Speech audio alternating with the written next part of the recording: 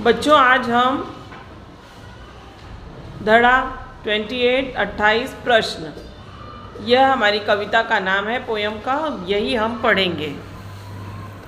मराठी के कवयित्री प्रभा मोरे, इन्होंने यह कविता लिखी है। उनका ये मानना है कि मनुष्य को जो है उसके पास, उससे वो संतुष्ट नहीं रहता है। उसके पास जो नहीं रहता वही उसको चाहिए रहता है। ऐसा क्यों? हम जानवरों से क्यों नहीं सीखते हैं कि उनके पास जो है उसी से वो संतुष्ट रहते हैं। वो कभी दूसरे पक्षी का, जानवर का देखकर नहीं कहते कि मुझे उसके जैसा चाहिए। भगवान ने सबको कुछ ना कुछ अच्छा देकर भेजा है, सही ना? लेकिन जो दूसरे के पास है वो हमारे पास है क्या? नहीं। तो जो हमारे पास है वो दूसरों के पास है क्या? नहीं। इसलिए इतना दिमाग में बिठा के चलो कि जो भी भगवान करते हैं वो हमारे अच्छे के लिए करते हैं।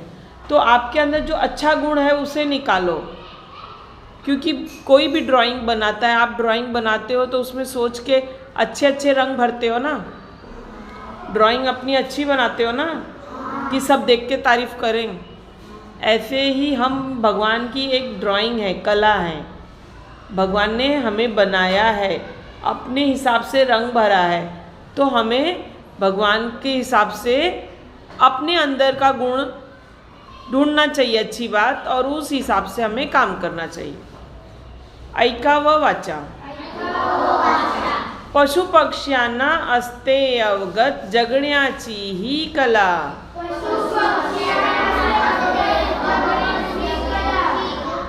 पशु पक्षियों को जीवन जीने की कला मालूम होती है। माणसाला का जमत नाही, प्रश्न पड़तो मला। मनुष्य को क्यों नहीं समझ में आता है, ये प्रश्न मेरे मन में बार बार आता है, ऐसा ये कवयित्री कहती हैं। चिमणी कधी म्हणत नाही, हवा मोरा सारखा पिसारा।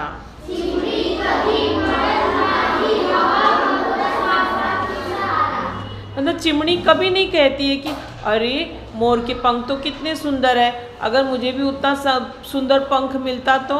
नहीं, वो अपने पंख से खुश है, छोटे से। गाय काळजी करत नाही, मिळेल का मला चारा। गाय को कभी भी आप परेशान होते नहीं देखोगे कि उसको चारा मिल रहा है कि नहीं, उसको भोजन मिलेगा कि नहीं। जो भी मिलता है उसमें वो खा पी के संतुष्ट रहती है ना। कोकिळ कधी म्हणत नाही, काळा का माझा रंग।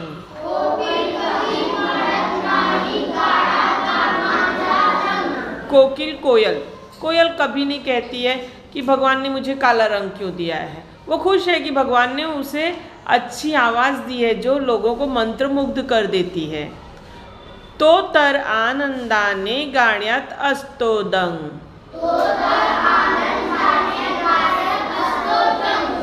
मतलब कोयल अपने काले रंग को लेकर दुखी नहीं रहती है, वो अपनी मधुर आवाज़ उसके पास है, उससे गाना गा के सभी को मतलब आश्चर्यचकित करके रखती। कोयल कभी भी बोलती है तो कितना अच्छा लगता है ना सुन के। वो कभी फेयर एंड लवली नहीं लगाती है, वो कभी साबुन से घिस के नहीं नहाती कि थोड़ा गोरी हो जाऊं। कभी लगाती है क्या क्रीम पाउडर? हम मनुष्यों को ही, हम इंसानों को ही रहता है कि थोड़ा क्रीम पाउडर लगा लें, थोड़ा साबुन से घस के नहा लें तो थोड़ा गोरे हो जाएं। अरे क्यों गोरा होना है? भगवान ने जो तुमको बनाया है, जैसे बहुत सोच समझ के अच्छा बनाया है।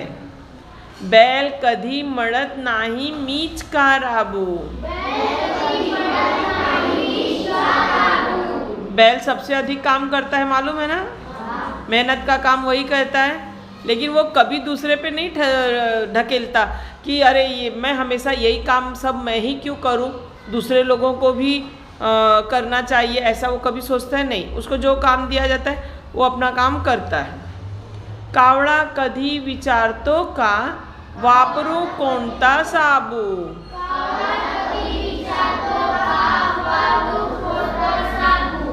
मतलब ये जो कौवा काला है, वो कभी भी सोचता है क्या कि मुझे कौन सा साबुन से नहाऊं, कौन से शैम्पू से नहाऊं, कौन सा निरमा लगाऊं, सर्फ में डुबकी लगाऊं कि मैं गोरा हो जाऊं?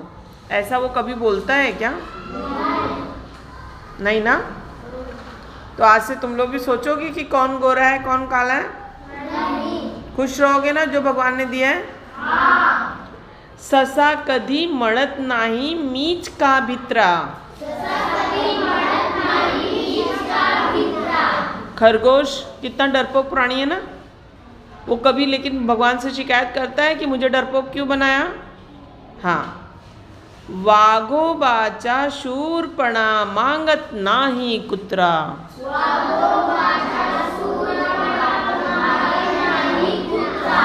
भगवान ने सबको अलग अलग काम देकर भेजा है। वाघ के अंदर शक्ति दी है, शूरपणा वीरता की शक्ति दी है, लेकिन कुत्तों में वो चीज़ दी है क्या? तो कुत्ता बाघ बन सकता है? जो है वो वही है, वो वही रहेगा। कुत्ता अपने जीवन से खुश है, बाघ अपने जीवन से खुश है। जो तो जगतो आनंदाने नाही कसली चिंता।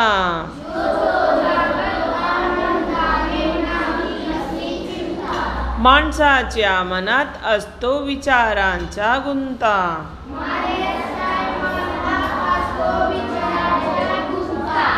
माणसाच्या मनात असतो विचारांचा गुंता।